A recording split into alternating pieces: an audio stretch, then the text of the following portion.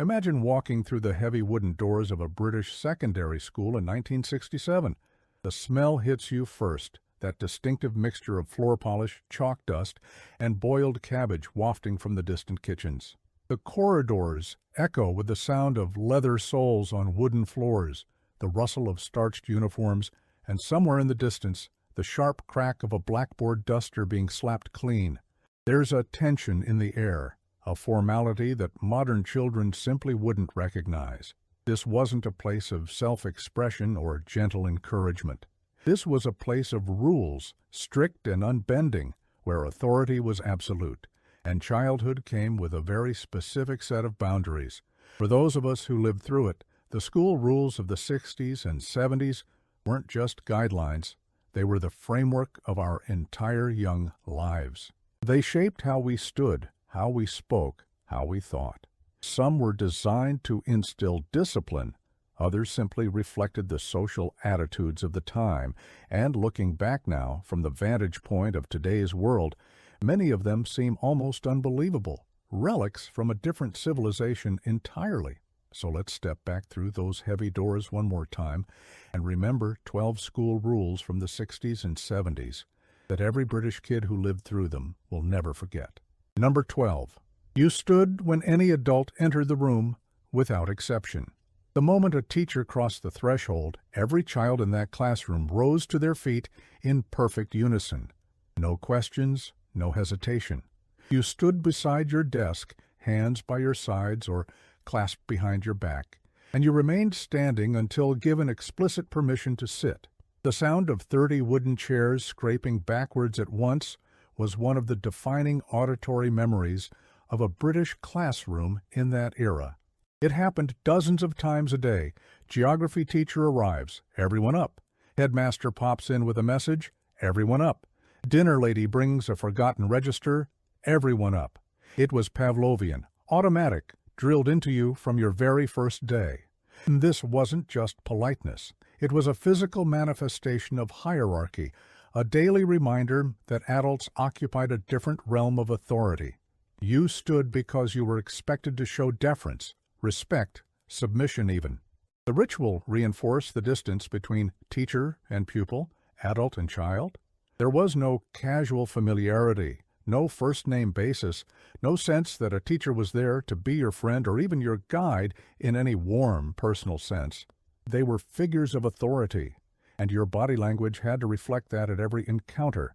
Try explaining this to a modern teenager who calls their teacher Miss while lounging in their chair, phone half visible in their lap. The very idea that you'd spring to attention like a soldier multiple times per lesson would seem laughable, archaic, almost militaristic. Today we want schools to feel safe and welcoming, places where children can relax and learn. Back then, school was where you learned to obey first, and everything else came second. Number 11. Corporal punishment was not only legal, it was routine. The cane, the slipper, the ruler across the knuckles, these weren't shocking exceptions. They were part of the everyday fabric of school life. Most schools had a cane kept in the headmaster's office, sometimes more than one, different sizes for different offenses. You knew someone who'd had it. Perhaps you'd had it yourself. The fear of it hung over the school like a low, persistent cloud. Boys were more likely to receive it than girls, though girls weren't always exempt. The offenses that warranted a caning seem almost absurd now. Talking back, repeated lateness, being caught running in the corridor, failing to do your homework too many times. But the punishment was swift, public in its aftermath, if not always in its administration, and utterly accepted by society. The ritual was part of the horror. Being sent to the head's office, waiting outside on a hard wooden chair while the secretary typed and pretended not to notice you. The door opening, the command to enter. The cane itself, often rattan, thin and whippy, designed to sting rather than bruise, though it did both. You'd hold out your hand palm up, and the stroke would come down with a crack that echoed. The pain was immediate and extraordinary, a white-hot line of fire across your palm that would throb for hours. You weren't allowed to cry, or at least you'd be mocked mercilessly if you did. You'd walk back to class with your hand tucked under your armpit, trying not to show it, though everyone knew. Your parents, when they found out, were more likely to be angry with you for getting caned than with the school for doing it. That was the world we lived in. Today, the very notion of a teacher striking a child is criminal. The idea would spark outrage, investigations, safeguarding alerts. We look back in genuine horror that this was ever considered acceptable. But in the 60s and 70s, it was just how things were done. Pain was considered a teacher. Authority was maintained through fear as much as respect. The psychological impact of that system, the normalization of violence as a tool of correction, well, that's something many of us are still unpacking decades later. Number 10. Your school uniform had to be perfect, down to the tiniest detail, and inspections were merciless. This wasn't a case of generally wearing the right colors. Every element of your uniform was prescribed and monitored with an attention to detail that would make a military quartermaster proud. Boys wore short trousers until they were 13 or 14, regardless of the weather, paired with a blazer, shirt, tie in the school colors, and often a cap that had to be worn to and from school. Girls wore pleated skirts that had to be a specific length, usually measured while kneeling, no more than 2 inches above the knee. White or gray socks, not tights in the early years. A specific shade of cardigan or jumper. Hair tied back with ribbons in the school colors for girls, cut short and tidy for boys. Teachers would conduct snap uniform inspections, usually at morning assembly. They'd walk down the rows checking tie knots, blazer buttons, the shine on your shoes, the length of your hair, whether your socks had sagged. If your uniform was incorrect, you'd be pulled out of the line, made to stand at the front, and sometimes given detention or sent home to change. The shame of it was the point. You'd see boys sent home because their hair was touching their collar, girls because their skirt hem had been rolled up at the waist to make it shorter. There was no expressing yourself through clothing. The uniform was a uniform, and its purpose was to erase individuality, to make everyone look the same, to reinforce the idea that school was a place where you conformed. The enforcement extended beyond the school gates. Teachers would spot you on the high street on a Saturday and tell you off if you weren't wearing your cap properly, even though you weren't technically at school. Parents supported this without question. A scruffy uniform reflected badly on the family. You'd have your shoes polished every Sunday night, your tie pressed, your shirt collar checked for grime. Compare this to today, where many schools have relaxed uniform policies or none at all, where children express themselves through trainers and hairstyles and accessories. The very idea of measuring skirt lengths with a ruler, of sending a child home because their hair is 2 centimeters too long, seems dystopian now, but it was utterly normal then. Conformity wasn't just expected, it was enforced with an iron will, and your appearance was the first and most visible way you were taught to submit to the system. Number 9. You drank your third of a pint of milk every morning, and refusal was not an option. From the late 40s right through to the early 80s, before Margaret Thatcher earned her nickname Thatcher, Milk Snatcher, every primary school child in Britain was given a small glass bottle of milk at mid-morning break. 1/3 of a pint, delivered in crates each morning, the bottles topped with foil caps that magpies would peck through if they were left outside too long. The milk monitors, usually a rotating responsibility, would hand them out with small paper straws. In winter, the milk would be ice cold, sometimes partially frozen, with a plug of cream at the top. In summer, especially if the crates had been sitting in the sun, the milk would be warm, almost body temperature, with that slightly sour smell that warned you it was on the edge of the turning. You had to drink it. That was the rule. Teachers would stand and watch, making sure every child finished their bottle. If you gagged, if you said you didn't like milk, if you had an upset stomach, it rarely mattered. The policy was about nutrition, about making sure post-war children got their calcium, their vitamins, but in practice it was often an ordeal. The taste of warm, slightly off milk is something that haunted many of us for years. You'd try to drink it quickly, holding your breath, but the sweetish, cloying taste would coat your mouth and throat. Some children would vomit. Teachers would scold them for making a fuss. Lactose intolerance wasn't really acknowledged as a thing, dietary preferences even less so. You drank your milk because that was the rule, and the rule was absolute. The ritual had a social element too. You'd shake your bottle, trying to mix the cream back in. You'd trade straws if yours was broken. You'd race to see who could finish first. But underneath it all was that compulsion, that lack of choice. Today, the idea of forcing a child to consume something they don't want, especially if it makes them feel ill, would be unthinkable. We understand allergies now, intolerances, individual dietary needs.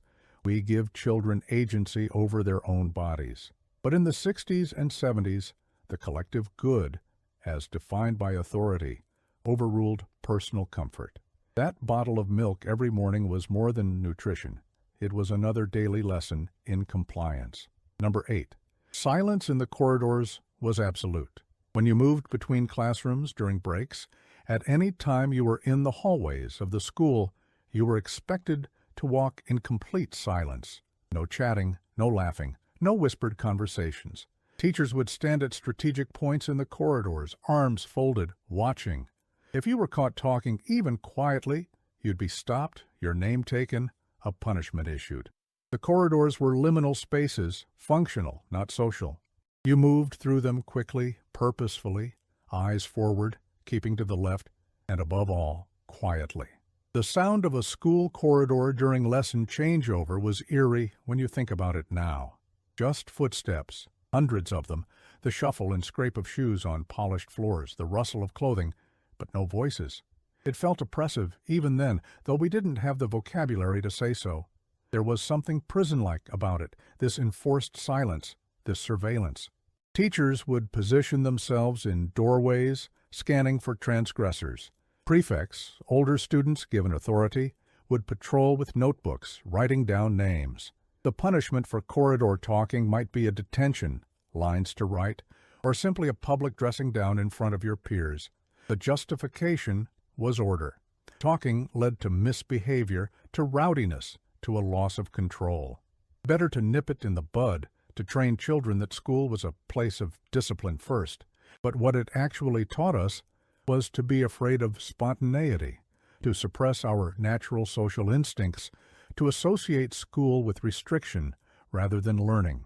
Today's schools, for all their faults, at least recognize that children need to talk, to process, to be human beings rather than silent automatons. The corridors in modern schools are noisy, chaotic, full of life. Would we want it any other way now? And yet, for us, silence was the only option. We learned to save our voices for home, for outside, for anywhere but school. Number 7. You wrote with a fountain pen and ink, or you didn't write at all. Ballpoint pens, biros, were forbidden in most schools throughout this period. The reasoning was that they encouraged lazy handwriting, that they were too easy, that proper penmanship required the discipline of a fountain pen. So every child was issued with or required to purchase a fountain pen and a bottle of ink, usually quink, in blue or black. Your desk would have an ink well, a small ceramic pot sunk into the wood, though by the 60s these were often dry, and you'd fill your pen from your own bottle. Learning to write with a fountain pen was a skill in itself. You had to hold it at the correct angle, apply the right pressure, write smoothly to avoid blots and scratches. If you pressed too hard, the nib would splay and ruin your work. If you wrote too fast, the ink wouldn't keep up and your letters would be pale and broken. And then there were the inevitable accidents. Ink on your fingers, ink on your shirt, ink spilled across a carefully written page, spreading in a blue-black pool that destroyed an hour's work in seconds. Some teachers would make you rewrite the entire thing. There was no just cross it out and carry on. Or presentation mattered as much as content, sometimes more. The fountain pen was a tool of torture for left-handed children. The angle of writing meant they'd drag their hand through wet ink, smudging everything they wrote. Many left-handed children were forced to learn to write right-handed or were simply marked down for messy work without any accommodation for the fundamental design flaw they were battling. It was just accepted that some children were awkward and would have to work harder. Today, children write with whatever works: ballpoint pens, gel pens, pencils, keyboards, tablets. The tool is secondary to the content, to the ideas. Handwriting, while still taught, isn't the fetishized skill it once was. But for us, the fountain pen was non-negotiable.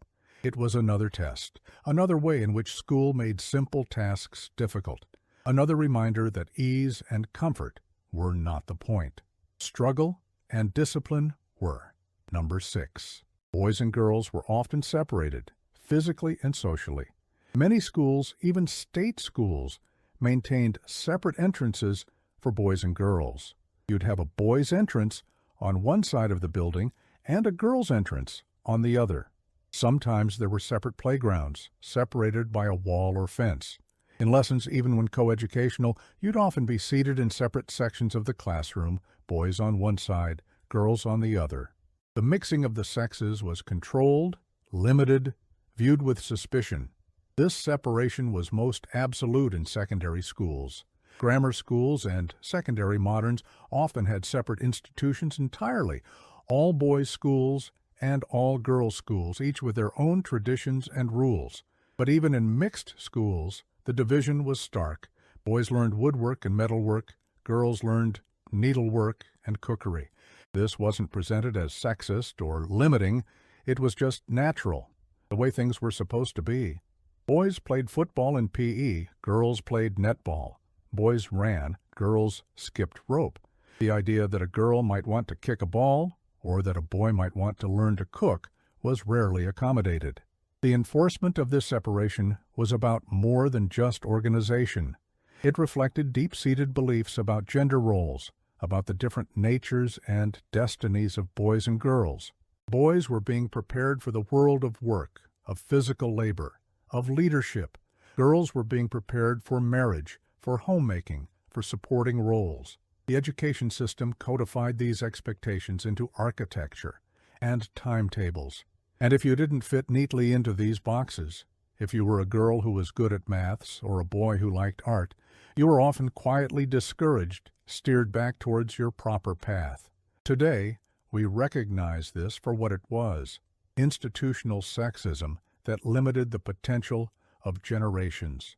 Modern schools work, however imperfectly, to break down these barriers, to tell children they can be anything regardless of gender.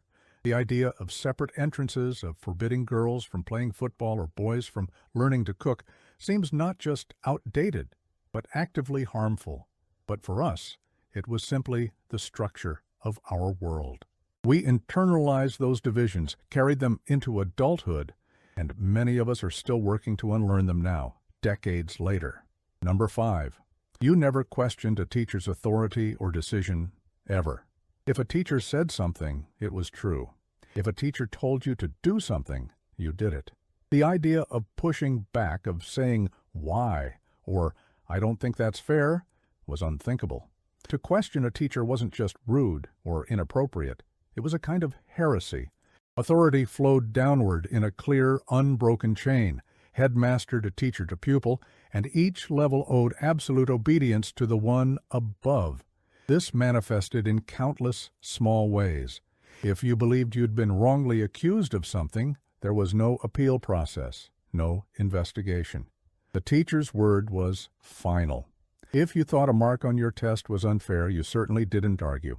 You accepted it in silence. If a teacher embarrassed you in front of the class, mocked your answer, or called you stupid, you sat there and took it. To defend yourself was to compound the offense. Your parents, if they found out, were more likely to support the teacher than you. The teacher knows best, was the mantra. They wouldn't have said it if it wasn't true. This created an environment where injustice was common and unchallenged. Teachers, being human, made mistakes. They had favorites and scapegoats.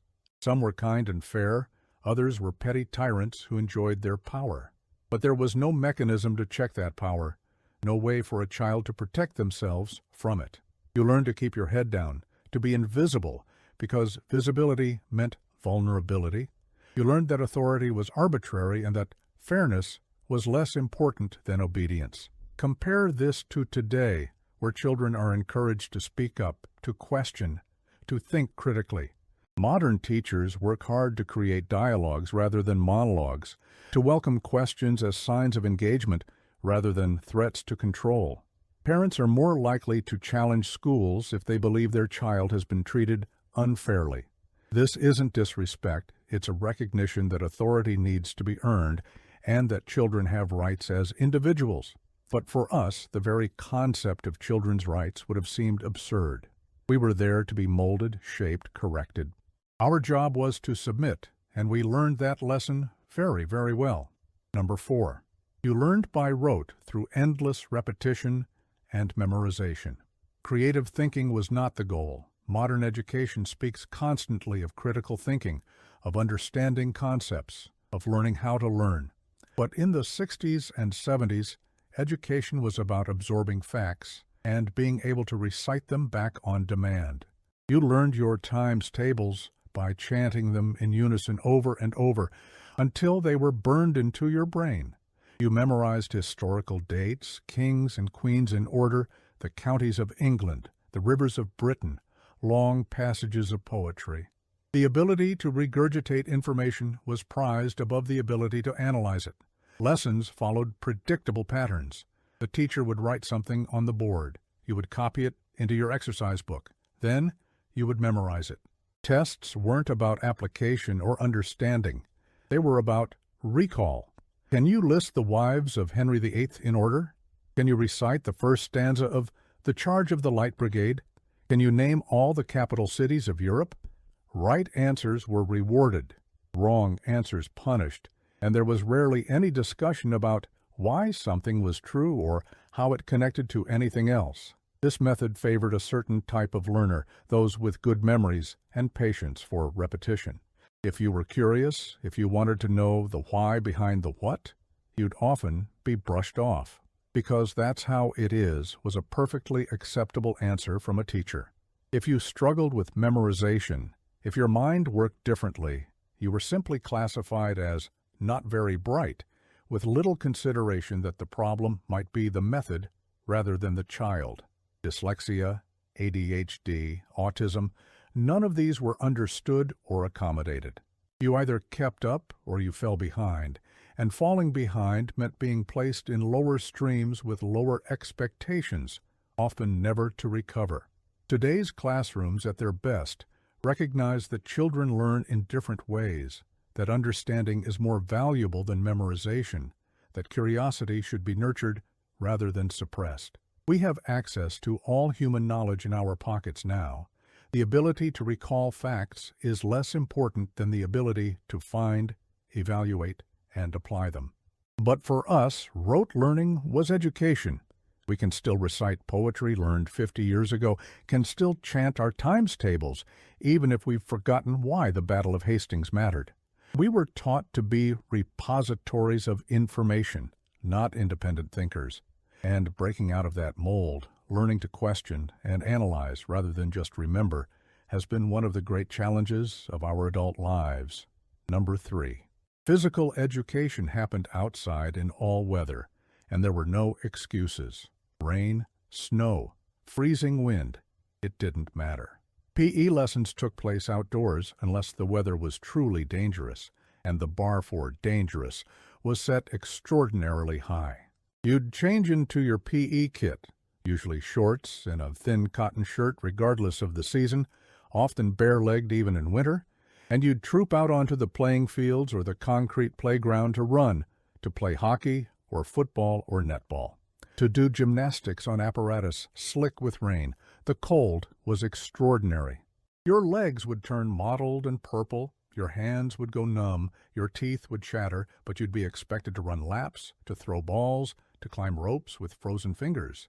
Teachers would stand on the sidelines in their coats, blowing whistles, shouting encouragement or criticism, seemingly immune to the irony. If you complained, if you said you were cold, or that it was raining too hard, you'd be mocked. A bit of rain never hurt anyone. This will toughen you up. In my day, we had it much worse. The only acceptable excuse for missing PE was a note from your parents, and even then it had to be for a properly serious reason. A cold wasn't enough. A headache wasn't enough.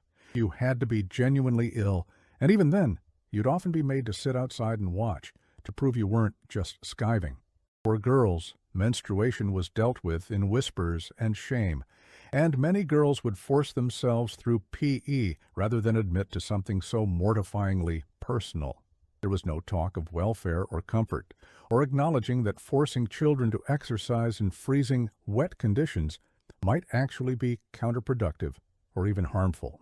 Today, we understand that hypothermia is a real risk, that cold weather requires appropriate clothing, that pushing children beyond reasonable limits teaches them nothing except to dread exercise.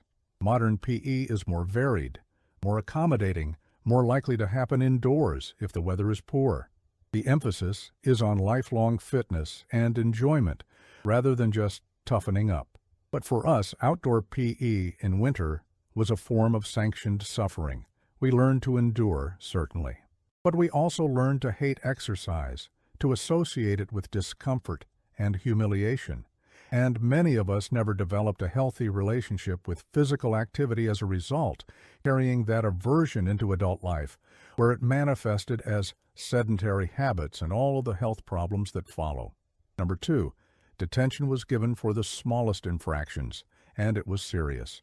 Detention wasn't a last resort for serious misbehavior. It was a routine punishment handed out liberally for minor offenses.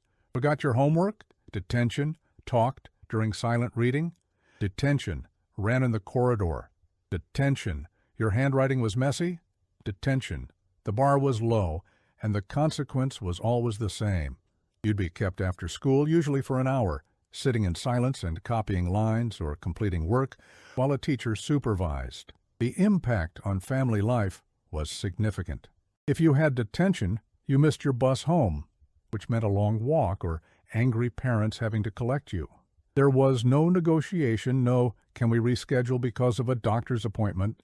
If you had detention, you served it, and your personal circumstances were irrelevant. Parents were notified by a note you had to get signed, and that conversation at home was never pleasant.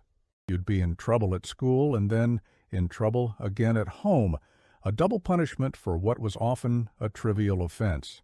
The lines you wrote were deliberately tedious. "I must not talk in class." Written 100 times, 500 times, sometimes more. Just the physical act of writing that much by hand with a fountain pen was exhausting. Your hand would cramp, your writing would deteriorate, but you had to keep going. It was Sisyphean, pointless, a punishment designed to be boring and uncomfortable rather than educational. You weren't learning anything except that school had the power to waste your time, and that resistance was futile. Today's approach to discipline is more nuanced, at least in theory. Schools talk about restorative justice, about understanding why behavior happened, about proportionate consequences. Detention still exists, but it's generally reserved for more serious or repeated issues. The idea that a child should lose an hour of their time, cause disruption to their family, and suffer physical discomfort for something like messy handwriting seems wildly disproportionate now, but for us, it was just how things worked. School wasn't there to be convenient or kind. It was there to instill discipline, and detention was one of its most effective tools. We learned to fear it, and in fearing it, we learned to conform. Number 1. Assembly was daily, religious, and absolutely compulsory. Every single morning, the entire school would gather in the main hall for assembly. This wasn't a quick registration and announcement session. It was a full religious service, complete with hymns, prayers, and a reading from the Bible. You'd file in by class, sit cross-legged on the hard wooden floor if you were younger, on benches if you were older. The teachers would stand around the edges, monitoring. And for the next 20 to 30 minutes, you'd participate in a Christian act of worship, whether you were Christian or not. The hymns were sung from ancient hymnals, the words often archaic and incomprehensible. Jerusalem, all things bright and beautiful. Morning has broken. You'd stand, you'd sing. You'd sit for the prayer with your hands clasped and eyes closed. The headmaster would deliver a homily, a moral lesson wrapped in biblical language, about obedience or honesty or the importance of hard work. There was no opt-out. If your family was Jewish, Muslim, Hindu, atheist, it didn't matter. You were there, and you participated.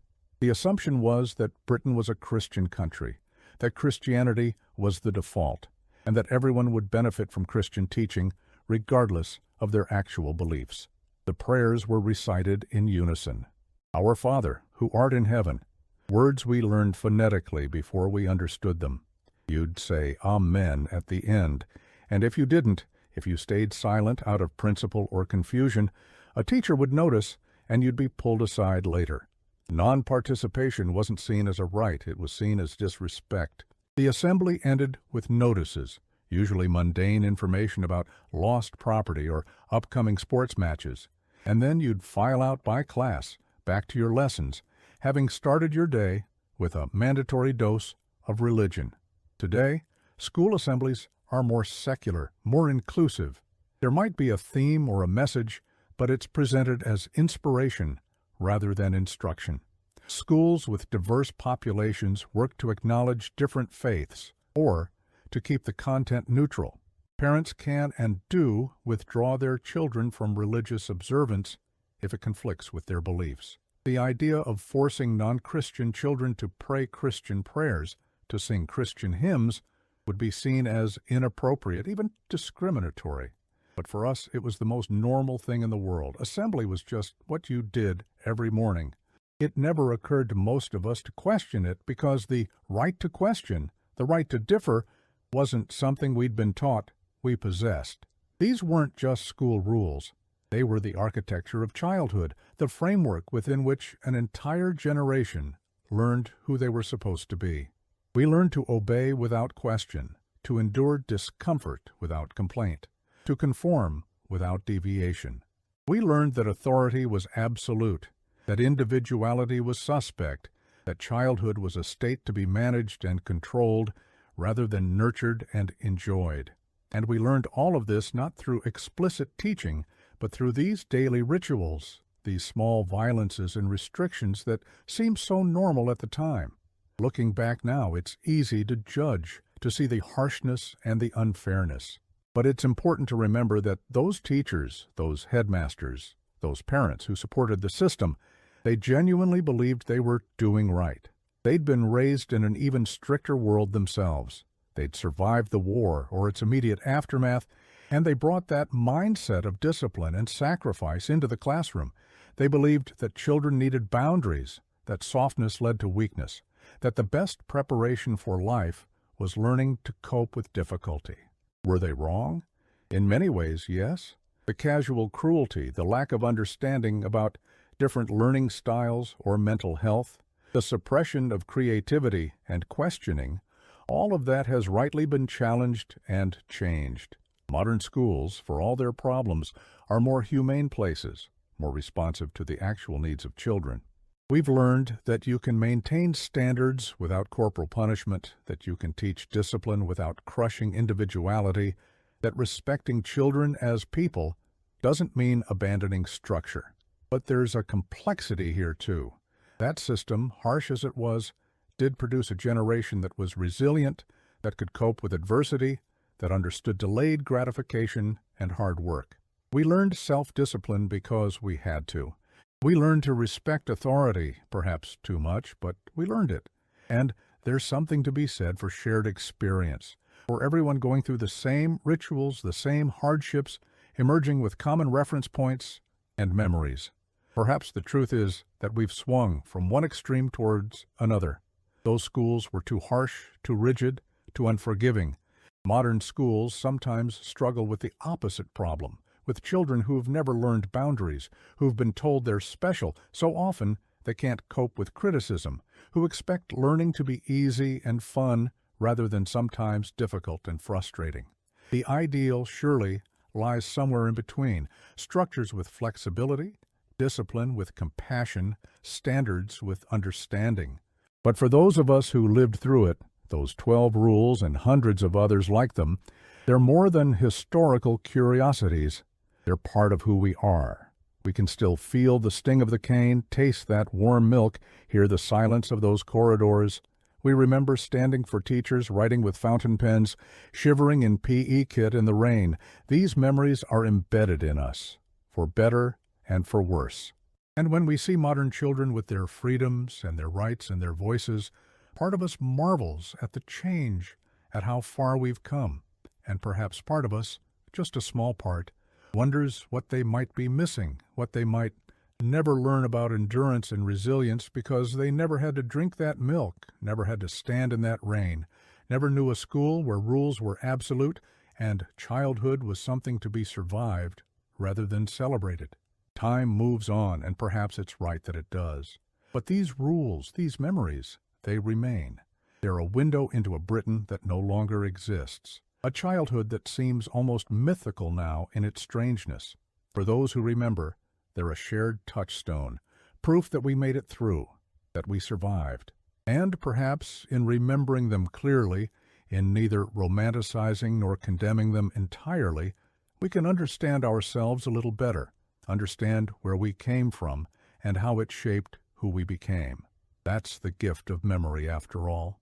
Not just nostalgia for what was, but understanding of what it meant and how it made us. And these 12 rules, strict and strange as they now seem, they were part of that making. For better or worse, they made us who we are.